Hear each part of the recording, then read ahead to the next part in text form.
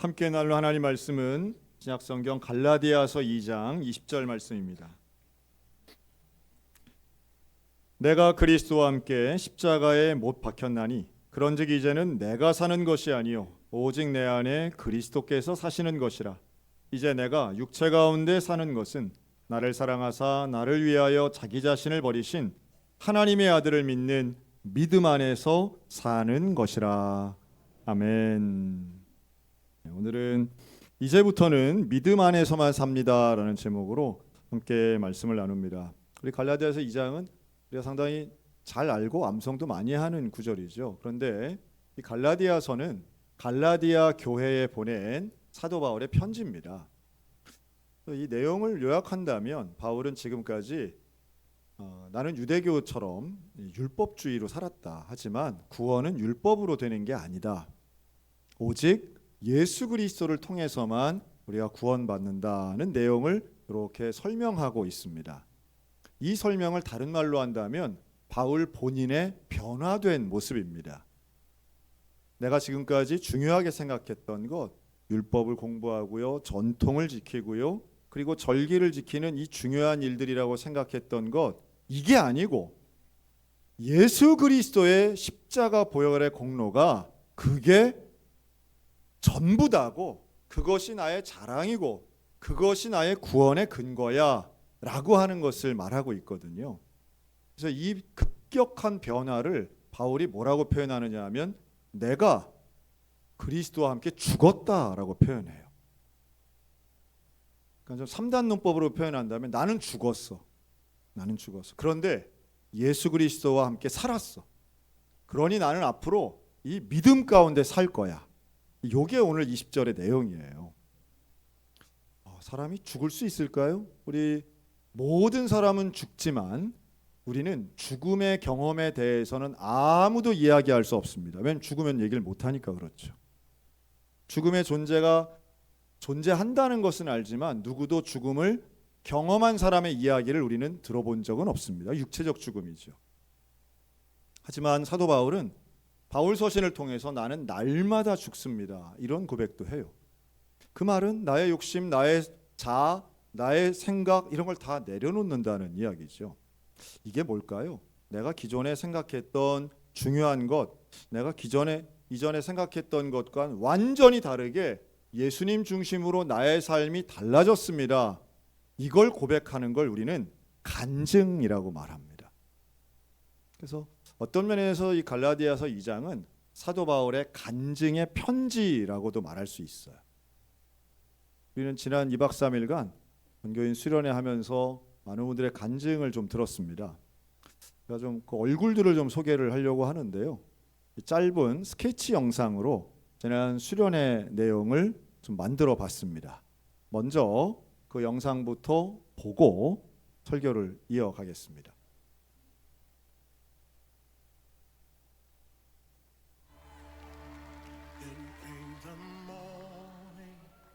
That sealed the promise.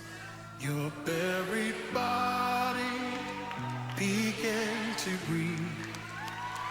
Out of the silence, the roaring lion declared the grave has no claim on me.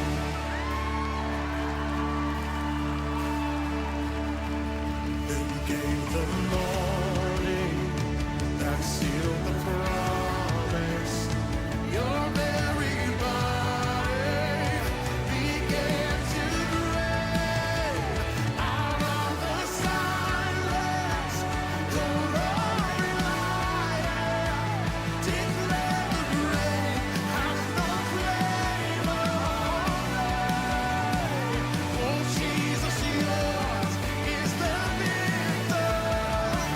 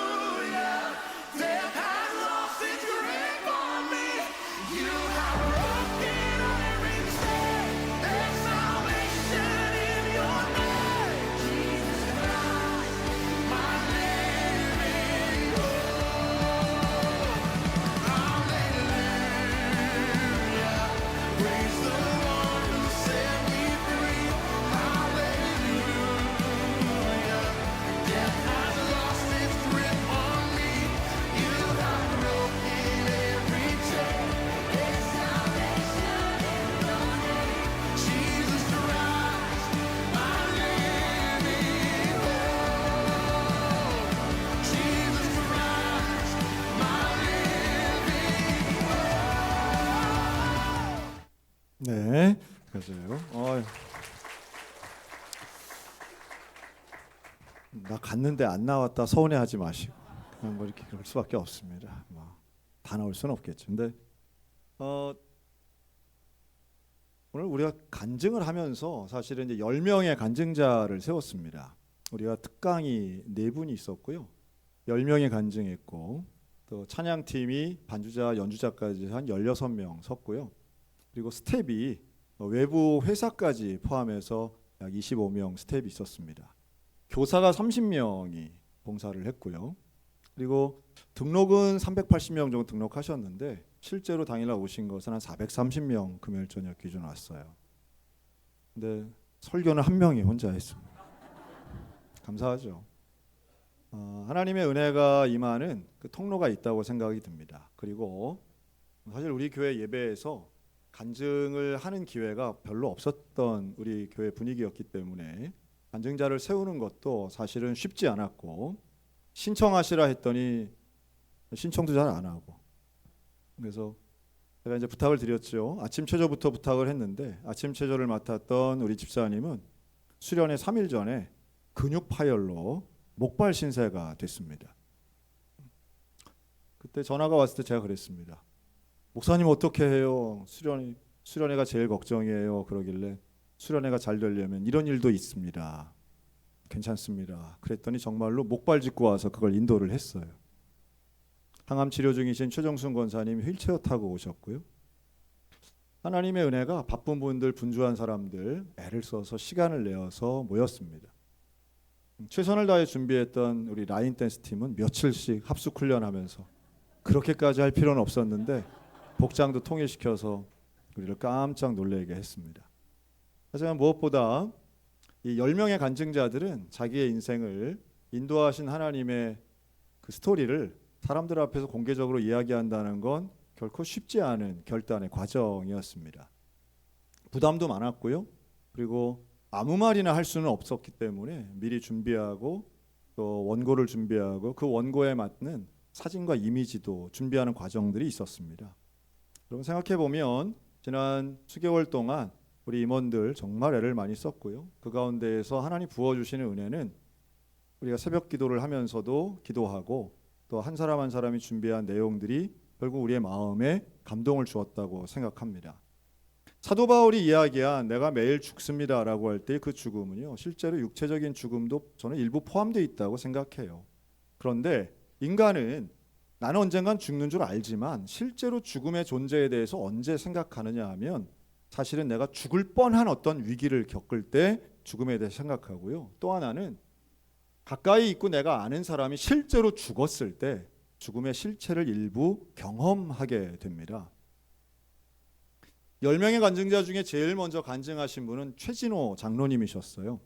최진호 장로님은 놀랍게도 사도신경을 암송하다가 예수님을 믿게 된 특별한 경험이 있습니다. 하지만 그건 아주 성경적이고 사도신경이 우리의 믿음을 가장 잘 정리한 사도들의 기록이기에 우리는 사도신경을 믿는다는 건 가장 복음적 신앙이라고 저는 생각합니다. 그런데 최진호 장로님의 직업은 소방관이죠. 소방관은 위험한 화재 현장에 직접 가야 되는 직업입니다. 언제나 불안하고 가족들은 그 위험한 현장에 가는 것에 대해 늘 염려하고 걱정하는 직업이었어요. 최진호 장로님의 간증의 말끝에는 함께 일했던 동료들의 죽음에 대해 말씀하셨습니다. 현장에서 많은 사람들이 다치고 장애를 얻고 실제로 죽는 그런 화재의 현장 속에서 죽음을 실체적으로 직면하면서 장로님은 사는 것과 죽는 게 순간의 차이구나. 사람은 누구나 죽고 언제나 죽을 수 있구나 하는 것을 깨달았다고 합니다. 여러분 죽음에 대해 생각하고 인정하는 부분은 우리의 신앙 또 인생의 본질과 연결되어 있습니다. 가장 가까운 가족의 죽음 앞에 직면한 모습들은 우리의 인생을 가치관을 완전히 다르게 만들어버리죠. 자녀를 위해서 가족을 위해서 돈을 벌기 위해 먼 리비아로 떠났던 청년 김만구가 있었습니다. 리비아 현장에서 직장 생활을 하다가 4년 넘게 한국에 돌아올 수 없었기 때문에 태어난 딸 김새롬의 얼굴도 못 봤다 그러죠. 그래서 한국에 돌아왔을 때는 4살 넘은 딸 김새롬이 자기를 보고 아빠가 아니라 아저씨라고 말하고 두려워했다는 간증 들었습니다. 그렇게 사랑한 딸이 자라면서 질병에 걸리고 그 병을 고칠 수 없는 상황에서 한없이 자신의 무기력함을 느꼈던 이 아버지 김만구는 어린 시절 교회를 다니면서 헌신했던 서약을 기억해내고 직장인이 아니고 돈 버는 사람이 아닌 하나님 앞에 청년 때 헌신했던 것처럼 나 주의 일 하겠습니다 하고 50 넘은 나이에 신학을 해서 전도사가 됩니다. 전도사가 되어서 하나님의 일을 하면 고난이 없을 줄 알았는데 결혼한 이 딸 김새롬은 자녀를 낳고 과다출혈로 중환자실에 일주일 들어가게 됩니다. 그때 또 한 번 하나님 앞에 살려달라고 기도했고요. 그리고 작년 유방암 판정을 받고 도무지 살 수 없고 심각해져만 가는 상황 속에서 이 아버지 김만구는 하나님을 붙잡을 수밖에 없었습니다. 새벽마다 소양교회 새벽기도실에 나와서 눈물로 기도하고 저를 보면 목사님 우리 딸 좀 살려주세요 라고 말하시던 그 김만구 강도사님은 하나님 앞에 새로운 헌신으로 살려주시기만 하면 우리의 모든 것을 다 주님께 드립니다 라면서 인생의 반복된 결단, 오직 예수님만 바라보는 가치관의 변화와 결단이 있었다고 우리에게 고백하셨습니다. 상실의 아픔을 치유하시는 하나님이 있습니다. 우리는 어릴 때에 경험했던 일들은 일생을 통해서 사실 해결 못하고 이 가장 가까운 가족의 죽음이나 또는 가족을 통한 상실의 아픔은 우리에게 참 해결되기 어려운 문제들인 것 같아요. 보기에 너무 당당하고 근사해 보이는 우리 전재식 안수 집사님의 간증은요, 3살 때 돌아가신 어머니의 이야기로부터 시작했습니다. 한 번도 얼굴도 기억이 나지 않고 내가 돌봄받은 기억도 없는 그 어머니 이야기하면서 눈물을 왈칵 쏟는 우리 전재식 집사님. 50대 중반의 나이가 되었지만 여전히 엄마의 사랑이 필요한 어린 아들의 모습인 거죠. 신앙을 가지고 평생을 헌신하고 성실하고 정직하게 살아오면서 결국 부모님의 사랑을 그렇게 만족스러울 만큼 받지 못했다 할지라도 하나님 아버지를 만나면서, 그것도 집안이 너무 가난해서 원래 태어나고 자랐던 경남을 떠나 군 장학생이었던 고등학생 시절 지나고 18살 어린 나이에 춘천에 와서 매 맞고 고생하던 시절, 그럼에도 하나님을 찾아서 찾아왔던 그곳이 바로 우리 소양교회였다는 이야기는 하나님의 살아계심의 또 하나의 증거였습니다. 그렇죠? 청년 시절 누구보다 열심히 해서 청년회장까지 했던 전재식 청년은 그리고 군생활과 직업생활을 통해서 타지에 가 있다가도 마치 고향인 것처럼 우리 소양교회에 다시 돌아와서 누구보다 헌신적으로 이번 수련회에 봉사하고 애를 쓰고 있습니다. 암 환자였지만, 부부가 다 암 환자로서 암 투병했지만, 그러나 하나님 내게 주신 이 귀한 생명 오직 충성하고 헌신하겠습니다 라는 고백으로 최선을 다해서 일하시는 귀한 분이었죠. 또 있습니다. 아버지는 하나님을 하시겠다고 오히려 중학생 아들 혼자 버려두고 저 전라남도 신안 앞바다로 떠나버린 아버지를 원망했던 중학생 소년 최혁봉은 나는 그런 아버지 싫어요. 난 그런 아버지가 다니는 교회도 싫어요 라고 했던 정말 뾰족한 마음의 청소년이었던 거죠. 생각해보면 어린 시절 경험하는 상처와 아픔, 여러분 이런 것들은 평생의 나의 어떤 발목 잡는 트라우마라고도 할 수 있겠고요, 어린 날의 상처라고도 할 수 있습니다. 그런데 그런 상처가 없는 사람이 과연 몇이나 있을까요? 우리는 어려움과 고난과 아픔을 가지고 다 살아갑니다. 다만 그 상처를 어떻게 치유받을 것인가도 중요하고요, 상처 입은 상태에서도 우리는 어떻게 인생을 살아갈 것인가가 참 중요한데, 그럴 때마다 오늘 사도 바울은 우리에게 명확하게 말씀하는 거예요. 나는 상처 때문에 죽는 게 아니라 나는 예수님 때문에 죽고 나는 예수님 때문에 다시 살아납니다. 이것이 이전에는 내가 율법이 중요하고 절기가 중요하고 원리가 중요하다 생각했지만 나에게 생명 주신 분은 예수 그리스도입니다 라고 하는 이 믿음의 고백이 바울을 살렸고 우리를 살렸고 소양교회를 살린 줄로 믿습니다. 그래서 내가 죽었습니다 라고 하는 고백과 동시에 그런데 나는 예수님과 함께 살았습니다 라고 말하는 거예요.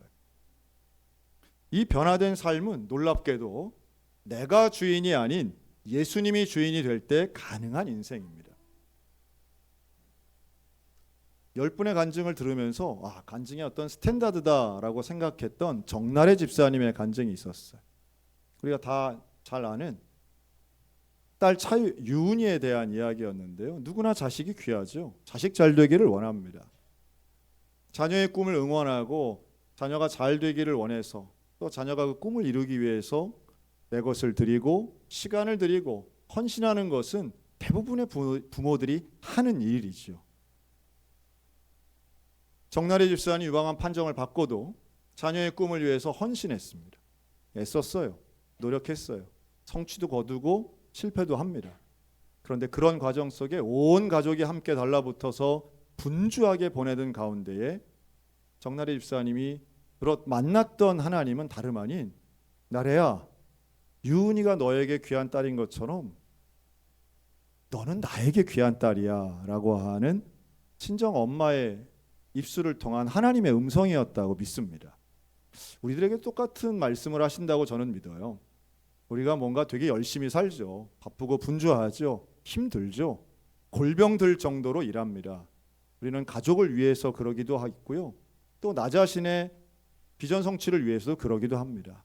그런데 내 뼈와 내 시간과 내 인생을 갈아 넣을 만큼 그렇게 귀하다고 생각했던 것 그 이상으로 하나님은 우리를 향해서 나는 네가 소중해. 네가 이루어내는 업적이나 성취가 소중한 게 아니라 네 자체가 소중해 라고 말씀하는 그 음성은 정 집사님의 입술을 통해 우리 모두에게 주신 하나님의 응답이라고 생각했어요. 이번 간증 전체에서 제가 참 기도 많이 했던 순서가 있습니다. 그게 바로 우리 김누리 집사님이었어요. 우리 모두가 잘 알고 있죠. 김누리 집사님이 경험했던 최근 몇 년의 사건들은 저런 일이 어떻게 일어나지? 어떻게 저런 걸 경험하며 살 수가 있지? 몇 달 전 김누리 집사님의 남편은 고국에서 총에 맞아 죽는 끔찍한 사고의 희생자였습니다. 갑작스러운 남편의 죽음 앞에 우리 가족들은, 우리 성도들은 좀 뭐라 위로할 수 없었던 큰 아픔을 경험했습니다. 그보다 몇 년 앞서서 우리 김누리 집사님은 아들의 자폐 판정을 받았죠. 사랑하는 자녀의 자폐 장애 판정과 의지하고 사랑하는 남편의 죽음 앞에 여러분, 김누리 집사님 1992년생 올해 34살이에요. 34살 된 이 젊은 여자 집사가 과연 이러한 것들을 감당할 수 있을까? 그런데 놀랍게도 이 집사님은 남편의 장례가 끝난 바로 그 다음 주에도 우리 글로리아 찬양팀을 섰어요. 제가 그랬습니다. 굳이 그렇게 하지 않아도 된다. 그런데 놀랍게도 김누리 집사님은 저에게도 마찬가지지만 우리 성도들 앞에서 공개적으로 고백하며 이렇게 말합니다. 어떤 누구의 위로도 위로가 안 됐대요. 사람의 말은 위로가 안 되더라는 거예요. 그런데 놀랍게도 어떤 깊은 곳에서 들려오는 하나님의 음성이 느껴지더라는 거죠. 괜찮다, 딸아. 내가 있다. 어떻게 이게 괜찮겠어요? 그런 상황이 어떻게 괜찮을 수 있겠어요? 그런데 여러분, 신앙은 합리성으로 설명되는 게 아니더라고요.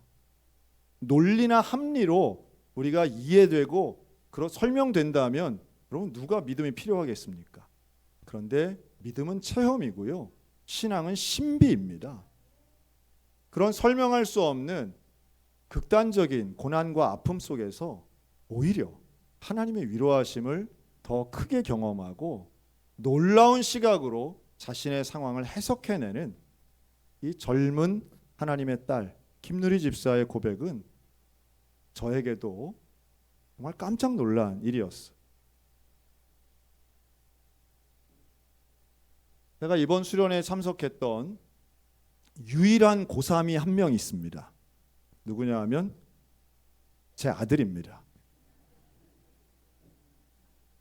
은호는 제가 은호의 동의를 구해서 제가 여러 가지 신청서 쓰고 허락해서 학교에서도 내 학교에다가 제출해서 이번에 함께 처음부터 같이 동참을 했어요. 제 나름의 개인적인 이유가 있기 때문입니다. 제가 고3이던 시절, 제가 있던 지역, 그리고 그 학교의 분위기, 그때는요, 고등학교 3학년은 어디도 아무 데도 못 갔어요. 교회에서도 아예 빼놨습니다. 고등학교 3학년은 조편성도 하지 않았어요. 아무도 안 오는 게 너무도 당연했던 시절입니다. 그런데 그때 저는 학교의 선생님에게 어떻게 하면 갈 수 있는가 방법을 물어보고 부모님의 동의서, 담임 선생님의 허락, 보충 수업을 맡고 계시던 선생님들의 허락, 교무실을 돌면서 제가 그 사인을 받았어요. 교무부장, 교감, 교장 선생님까지. 그때 제가 있었던 학교에서는 그런 모습은 낯선 모습이었고 평소에 온순하고 순한 비둘기 같은 저로서는 그런 공격적인 모습은 분명히 부담되고 어울리지 않는 모습이었어요. 근데 그 과정을 하고 그때 당시 그 어목하던 보충 수업 다 빼고 3일의 수련회 참석을 허락받았습니다. 교회 가서 제가 그 이야기를 했어요. 그랬더니 제 동기들 중에 일부가 그럼 나도 해보겠다고. 그래서 몇 명이 비슷한 일을 하고 허락을 받아서 저와 함께 수련회를 갔습니다. 그때 같이 갔던 제 동기 동창, 제 친구가 바로 그저께 우리 수련회에 잠깐 왔었던 서울신학대학 김형락 교수예요. 40년 전 그 일 뭐 그렇게 대단한 일도 아닙니다. 전 뭐 모두가 다 그래야만 된다는 말씀도 아니에요. 하지만 저에게는 그런 개인적 경험을 통한 확신이 있어요. 하나님의 말씀을 듣는 자리, 또 기도를 하는 자리, 또 성령을 경험할 수 있을 가능성이 있는 자리라면 더더군다나, 그런데 내가 거기에 참석하기 어려운 조건과 상황의 자리라면 더 가야 된다고 생각하는 경향이 제 고3 때 생긴 것 같습니다. 그래서 고3인 제 아들에게 물어봤죠. 싫은데 억지로 끌고 가기는 어렵잖아요. 참고로 저희 은호는 학교를 되게 좋아해요. 학교 빠지는 거를 극도로 싫어하는 아이입니다. 재작년 교회에서 안식년을 허락해 주셨을 때 저희 가족이 미국에를 다녀왔거든요. 그때 딸인 은지는 자기도 가고 싶다고 했는데 은호는 학교 가야 된다면서 안 가는 거예요. 그 왜 그러냐? 그때 은호의 말이 너무 기가 막혔습니다. 아빠, 반장인 내가 미국 간다고 학교 빠지면 되겠어요? 그러더라고요. 자식 자랑하는 게 아니라 좀 이상하다 싶었어요. 그런데 수련회는 가겠다는 거예요. 제가 참 고맙더라고요. 중학교, 고등학교 6년 내내 반장하면서 학교에서 나름 인기가 있고 되게 재밌어 하거든요. 그런데 또래도 한 명 없는 수련회에 가겠다고 하는 저희 아들이 되게 고맙더라고요. 그 은호에게 저녁에 물어봤습니다. 은호야, 수련회 어땠니? 그랬더니 은호가 이런 얘기를 해요. 아빠, 우리 교회 교인들이 이렇게 어렵고 이렇게 힘들게 사시는지 몰랐어요. 그러면서 본인의 인생이 감사하면서도 부끄러웠다는 거예요. 그래서 그러면 됐다. 근데 감사한 거는 좋은데 뭐 부끄러울 것까지야 있겠냐. 그랬더니 자기는 어려움 없이 안전하고 뭐 큰 문제도 없이 이렇게 좋은 가정에서 좋은 교회 다니고 이렇게 살아가는 게 좀 미안했대요. 그래서 그 마음 잘 기억하고 누군가에게는 그 미안한 감정을 가지고 네가 어떤 일이든 작은 일이든 뭐 큰 일이든 네가 도울 수 있는 걸 그리스도인답게 살아가는데 오늘의 이 기억과 경험을 잘 사용했으면 좋겠다. 뭐 이런 이야기 어제 했습니다. 너무 피곤해가지고 뭐 대충 했던 것 같아요. 그럼 명확하죠. 우리가 나눴던 누군가의 일생에 있어서의 경험과 간증은요, 또 누군가에게는 평생에 올바른 그리스도를 향하는 동기부여가 된다고 확신해요. 자, 그렇다면 우리가 수련회 또 하나의 원칙이 있죠. 수련회에서 은혜 받은 거는 유통기간이 얼마나 갈까요? 중고등학생 기준으로 보면은 길어야 이틀 정도 갑니다. 우리는 뭐 조금 더 간다고 그래서 한 2주 간다고 하더라도 우리는 참 연약해서요. 아무리 강한 결심을 하고 결단을 하더라도 시험과 미혹 앞에서 우리는 언제나 흔들립니다. 근데 그렇게 흔들릴 때에 우리가 어떻게 붙잡아야 할까? 사실 믿음 안에서 살아간다는 건 중요하지만 쉽지는 않아요. 그리고 믿음 안에 살기 위해서는 어떤 것이 우리에게 도움이 될까? 사도 바울의 말씀 분명히 붙잡아야겠죠. 전 이거 설교 준비랑 동시에 저 특강 듣다가 너무도 놀라운 걸 깨달았어요. 이번에 특별한 강사 4분 쓰셨는데 그중에 내부 강사는 1명이었어요. 우리의 주치 김은진 집사님이 강의를 하시는데 저렇게 의료이니까 저렇게 설명하는구나. 소화기의 건강이 중요하다면서 유계 양식을 먹는 말씀 읽기를 이야기하고요. 호흡기가 중요하다면서 기도가 호흡이라고 설명하더라고요. 그런데 제가 아주 무릎을 친 건 3번째예요. 면역 체계에 대해 설명하는 거예요. 면역 체계가 건강하면 웬만한 병에 잘 안 걸리겠죠. 또 병에 걸려도 잘 낫는 것이 건강한 면역 체계잖아요. 그런데 이 면역 체계가 뭐냐 하면 교회라는 거예요. 건강한 교회 공동체는 우리가 병들지 않게, 아니 병이 들어서 시험에 들어도 우리를 나을 수 있도록 지켜주는 면역 체계라고 설명하는 거예요. 내가 할렐루야 그랬어요. 대단하다. 그렇지. 좋은 교회는 우리의 좋은 영적 면역 체계를 제공한다고 믿습니다. 네. 어제는 아멘이 좀 컸던 것 같은데 네, 우리가 이틀도 못 가는 것 같네 진짜. 중간중간에 막 박수도 얼마나 많이 치는지 몰라. 네. 타이밍이 좀 아닌 것 같은데 하여튼 그렇죠. 면역 체계가 중요하죠. 교회 공동체가 얼마나 중요한지 몰라요. 우리가 좀 힘들고 어려울 때, 낙심할 만할 때 우리를 붙잡아 주는 거죠.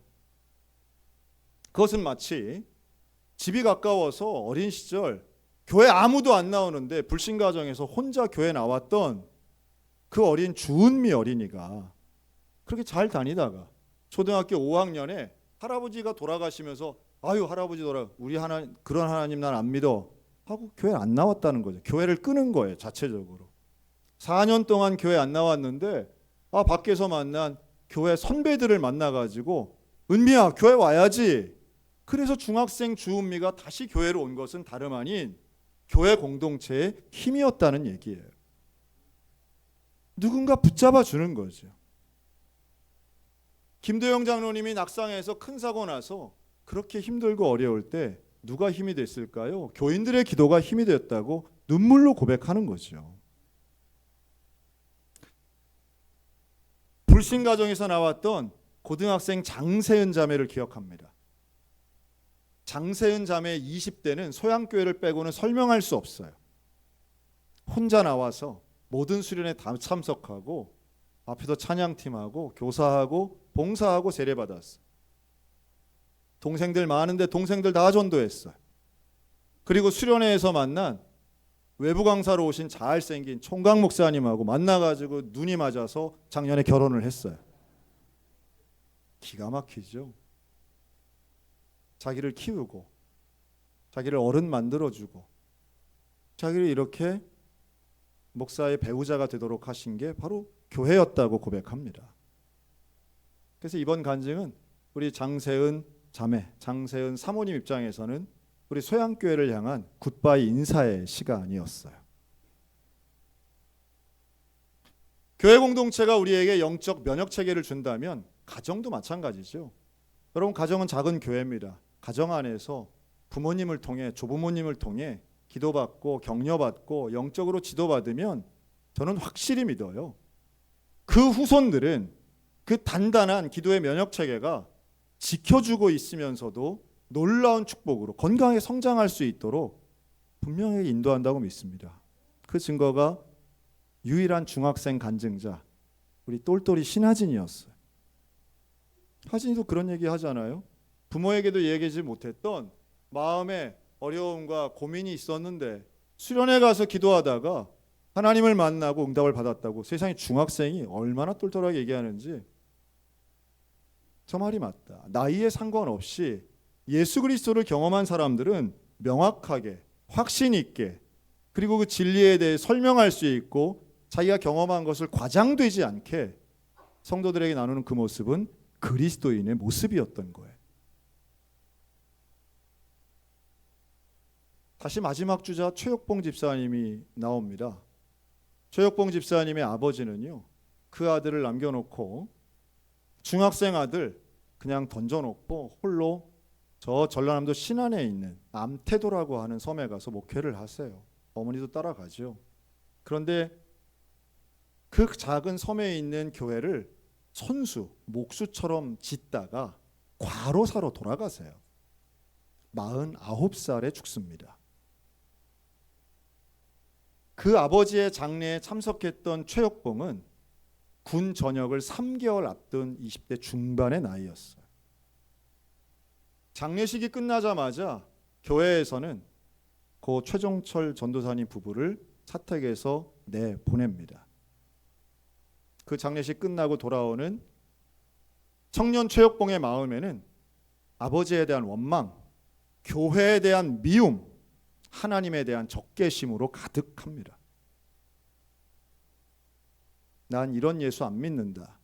난 이런 교회 싫다. 기독교 쳐다도 안 본다. 그리고 30년의 세월이 지납니다. 사업 때문에 춘천에 와서 살고 있던 중년 최혁봉에게 노년의 어머니가 이렇게 부탁해요. 혁봉아, 너 때문에 내가 이제 춘천에 왔는데 나에게 소원이 있다면 너하고 같이 예배당 가서 예배 드리는 거야. 엄마나 가서 예배 드려. 그래, 그러면 내가 가서 예배 드릴 교회나 하나 찾아달라고 하는 어머니의 말씀에 2012년 춘천에서 검색된 교회가 바로 소양 성결교회였어. 그러나 이 중년의 최혁봉은, 아들 최혁봉은 예배당 들어오지 않았어요. 몸이 불편한 엄마를 모셔다가만 드리고 그냥 밖에서 떠나갑니다. 그런데 놀랍게도 3개월 후에 그 어머니가 돌아가셨어요. 돌아가시기 직전까지 이 어머니의 소원 하나 있다면 큰아들 혁봉이하고 함께 예배드리는 것이 소원이었는데 그게 안 된 거예요. 어머니에게 미안했던 이 아들 최혁봉은 어머니의 소원이나 한번 들어드려야 되겠다 하고 혼자 와서 이 예배당에 와서 예배를 드립니다. 서럽고 답답하고 외롭고 슬펐던 그 시간에 누가 손을 내밀었느냐 하면 소양교회 성도들이 손을 내밀었어요. 놀랍게도 최혁봉 집사님을 붙잡아줬던 사람들은 석사구역 식구들이었습니다. 여러분, 교회 안에 있는 모임과 구역 모임을 무시하지 않으셨으면 좋겠어요. 전도회든 소그룹이든 구역이든 우리하고 친한 익숙한 사람들과만의 모임이 아니라 처음 온 사람, 낯선 사람, 나하고 뭐 잘 알지도 못하는 사람을 붙잡아 줄 때에 여러분, 그때 누군가를 살리는 공동체가 될 줄로 믿습니다. 석사구역에서 사랑을 받으면서 우리 최혁봉 집사님의 마음이 변하기 시작합니다. 집사님이 이런 고백으로 마무리를 지셨어요. 간증 10명의 맨 마지막 우리 최혁봉 집사님의 간증 마무리는 이랬습니다. 나는 내 아버지를 한 번도 도와드린 적이 없는데 지금 나는 내 아들과 동업을 하고 있습니다. 내 아들이 내 일을 돕고 있습니다. 49살에 죽은 아버지를 기억하며 63살이 된 이 아들 최혁봉은 이렇게 고백하고 끝냈습니다. 아버지, 죄송합니다. 아버지, 사랑합니다. 글쎄요, 50년 넘었던 응어리가 그 원망이, 그 상처가 사실 누가 해결해 줄 수 있겠어요? 그런데 건강한 교회 공동체가 그를 붙잡았고 십자가의 예수 그리스도를 만났을 때에 그는 상처가 치유되었을 뿐만 아니라 바로 인생의 구원자요, 인생의 목적인 예수 그리스도를 만난 줄로 믿습니다. 저는 이런 경험이 우리 많은 성도들에게 있다고 저는 믿고 있어요. 그래서 제가 기도회를 인도하면서 그런 얘기 한 것 같아요. 우리 성도들 너무 불쌍하다고. 인생이 너무 고달프니까. 하지만 참 우리는 복받은 사람들입니다. 왜냐하면 예수님을 믿으니까. 예수 그리스도를 믿으니 우리는 구원받은 사람이고 고생이 없는 사람은 아무도 없어요. 하지만 예수를 믿는 사람은 모두가 아니에요. 예수를 믿기에 우리의 인생은 온전한 방향이 있고 예수와 함께하기에 우리에게는 소망이 있습니다. 죽어도 다시 사는 부활의 소망이 우리 가운데 있는 줄로 믿습니다. 이런 건강한 교회 공동체가 결국은 낙심하지 않게 하고 시험과 시련 가운데 있는 사람을 함께 붙잡아 일으켜서 부활의 소망 가운데, 부활의 영광 가운데 함께 나아가게 될 줄로 믿습니다. 십자가에서 죽고 예수로 살아난 이 귀한 믿음의 이야기들 가운데 오늘 저와 여러분들이 현재의 고난에 적용하고 미래의 소망을 품었으면 좋겠습니다. 이제 우리는 믿음 가운데 살아야 될 줄로 믿습니다. 예수를 믿는 믿음, 복음을 믿는 믿음, 그 믿음 가운데 살아갈 때에 우리 주님 약속하신 그대로 내가 너와 함께하리라. 내가 너와 영원히 함께하리라. 그 주의 손 붙잡고 오늘도 소망 가운데 믿음 가운데 살아가는 우리 소양성결교회가 되시기를 주님의 이름으로 축원합니다. 아멘. 기도하겠습니다.